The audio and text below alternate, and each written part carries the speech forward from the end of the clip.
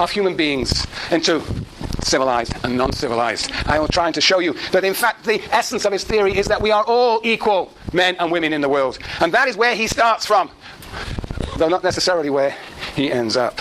Okay, so we have these images that he uses that seem anachronistic.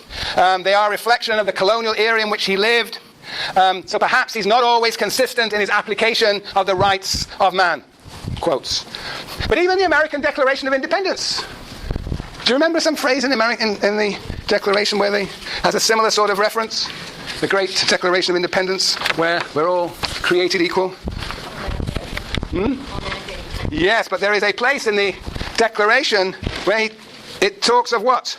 Where is this belonging? Here it is. It's in the page, well, it's about the third page on this version. He says, and they're talking about George III and how he has created all these problems for the US and not dealt with, with America in a decent way, not treating the colonies in a decent way. And then he says, the Declaration says, he, George III, has excited domestic insurrections amongst us and has endeavored to bring on the inhabitants of our frontiers the merciless Indian savages. They're really into savages in the 18th century, whose known rule of warfare is an undistinguished destruction of all ages, sexes, and conditions. Look, so, this is the vocabulary of the time. I want to emphasize to you that we have to give him a break, old Smith. Let's see what his theory adds up to, and why, in fact, we might still be reading that theory today. Okay, yes, right. Indeed, we are still reading it today.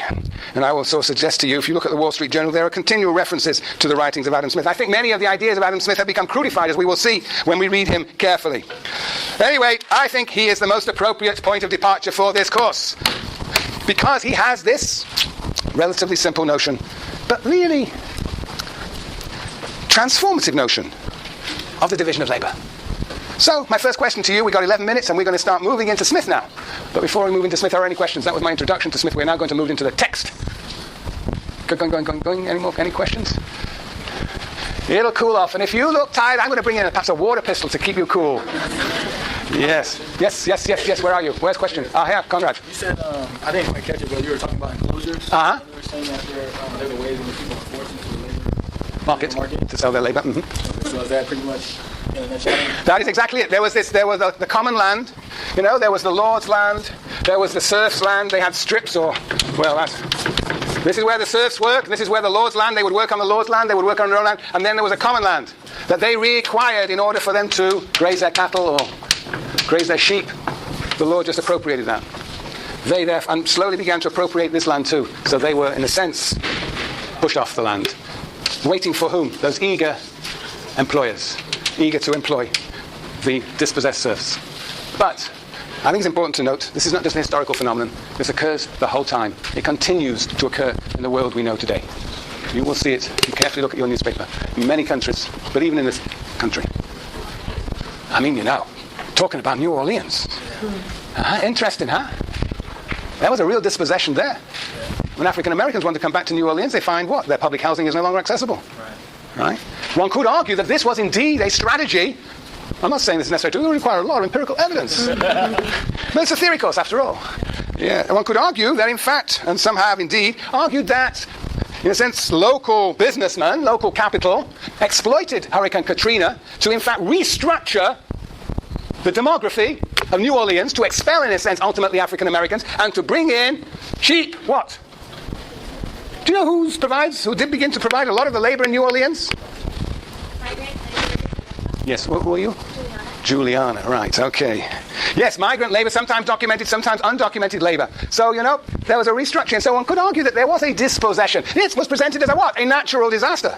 But it was, as you all know, a very unnatural disaster. Well, you can investigate that matter. And we could talk a lot about that, especially given what's happened the last few days. But we will not, because we have to move on. And we've only got 7 more minutes. My question on the floor is, what does Adam Smith mean by the division of labor? And I want you to give me a passage from the text. Come on.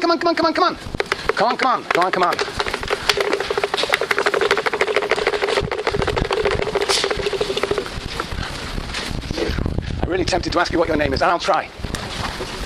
What's your name? Hannah. Hannah, okay. Does it have to be a quick passage? Well, let's start with what you think it is. Is that something more diversified than before? Sorry, what's become more diversified? Occupations. Rise of individual self. Give rise to... The individual. Wait, look, I asked you for that. Very good, Hannah. But I asked you for the meaning of the division of labour, not its consequences. We're going to have to be very careful, my questions. They're dead serious questions and have great precision, sometimes, usually. What is the meaning? We'll talk about the consequences. Look, that's next time, consequences. But what is the meaning of the division of labour? Step by step. We're going to learn how to build theories up step by step. So you started off, what did you? Diversification of occupations. All right, that's a good beginning. Anybody got any little quote from the text? Kristen. One man draws it the pin maker. Uh-huh. One man draws out the wire, another straights it, a third cuts it, a fourth points it. Now, what page are you on? 8 of the text. Very good. And where are you on page 8? You are going to be in the middle, about from the bottom of page 8, 2, 4, 6, 8, 9, 10 lines. Read. Again. You can never read Smith too many times. One man draws out the wire, another straights it, a third cuts it, a fourth points it, a fifth grinds it at the top for receiving the head. To make the head requires two distinct operations. Whitening pins, Go on. the important business of making a pin is, in this manner, divided into about 18 distinct operations. Which in some manufacturers are all performed by distinct hands, though in others the same man will sometimes perform 2 or 3 occupations. And at the top of the page, 2, 4, 6, 7 lines down, 5 words from the right. Matthew? You didn't bring your reader, oh my God! Okay, excuse me, right. Well then you can borrow Christian's reader. Each person performing part of Nope. 2, 4, 6, 7 lines from the top, 5 words from the right. Page 8. Oh, page 8, we're looking at the next page.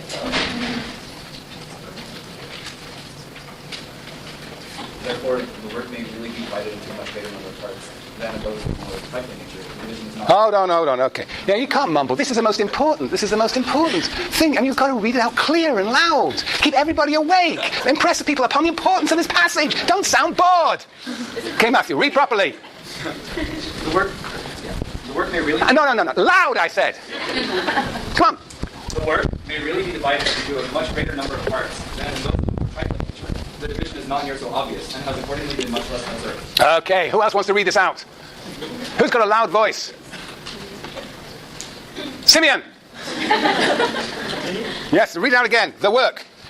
The work, No, I can't hear you. the work may really be divided into a much greater number of parts. That's enough. The work is divided into a greater number of parts. That's the division of labour. That's the meaning of the division of labour. What is the work? On page 9. On page 9. 2, 4, 6, 8, 10, 12, 13 lines from the bottom. 13 lines from the bottom. Josephine. On page 9. Can you enjoy the highest degree? No. On page 9 of the text. 2, 4, 6, 8, 10, 12, 13, 14 lines from the bottom. 1, 2, 3. 2 lines down below that. What? 3 words from the left. What? 3 words from the right, sorry. I can't even know right from left anymore. 3 words from the right. 2 lines under this. You find a what? Right. Shh. Loud. What is the work of one man in the real estate of society, being generally that of several in improvement? That was so quiet I couldn't hear. Juliana. What is the work of one man in a reduced state of society, being generally that of several in an improved one? Conrad. What is the work of one man in a rude state of society, being generally that of several in an improvement? Oh, I can see I'm picking on you for quite a few talks. Okay. Yes. What is the work of one man in a, quote, rude, primitive, small-scale society? Is that of many in a more advanced society. That is what Smith means by division of labour. Different people doing different things. Now, what are the different forms of division of labour? Now, think. We've only got 3 minutes. Forms of division of labour. What are the different forms of the division of labour? Come on. In Smith. What are the different types of work that he talks about? What are the fundamentally different types of work he talks about? Yes? Well, that is a way of working, but different types of work, different occupations. Yes? Very good. And versus philosophers versus? Masons, really? Well, that's a very specific occupation. Philosophers is very general. We want a general concept. Yes? Agricultural workers, but even more. We got philosophers who are mental workers, and on the other hand we have? Common laborers. Common labourers, manual workers. So the fundamental distinction he makes is between mental workers and manual workers. Now, manual workers themselves have 2 types of manual workers. What are they? 2 types are? 2 types are? Manual workers? Poor, well, manual. No.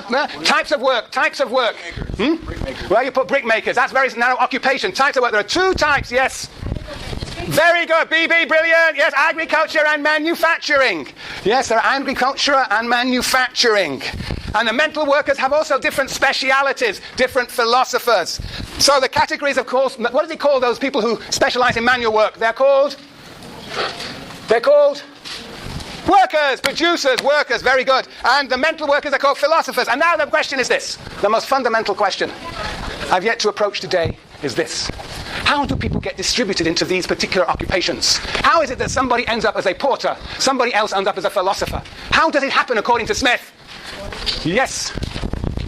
Very good. By what? Education? Class? Class? Could be, but he never uses that word. Yes. Could be, but he doesn't use that word. Anybody got the passage? The crucial passage here. Yes, page. Brilliant. Bottom of page 19. Yeah, hold on. Bottom of page 19. Very good. Where on the bottom? Third from the bottom, the 10 panel type. The difference between the most dissimilar characters between a philosopher and a common street porter, for example, seems to arise not much from nature, as from habit, but from nature. Right. Very brilliant. Very good. Beautiful ending of the day. Third line from the bottom on page 19. The difference between the most dissimilar characters between a philosopher and a common street porter, for example. You there? Page 19, 3 lines from the bottom. I'm on the very last line of page 19, for example, seems to arise not so much from nature as from habit, custom, and education. What is he saying? Not so much from nature, but from habit, custom, and education. What is he saying? Yes? He's saying it's not nature, it's nurture. It's not nature, it's nurture. But all right, give it in language I can understand, Juliana. In the beginning, we're all equal. Ooh. Well, that's a tricky concept, equal. Yes, interesting. Kristen. Social capital? Social capital. Oh no, we can't use for complicated words like that. Social capital. No. I want it in English so I can understand. Yes. We're born with all the same capabilities, but as we grow older, where we decide to work, kind of determine what. You are going to have to think about this between Tuesday and Thursday. That is the most crucial sentence. I think you've got the right idea. Think about it and answer all these other questions, as well as the origin and the division of labor. Read, and more reading.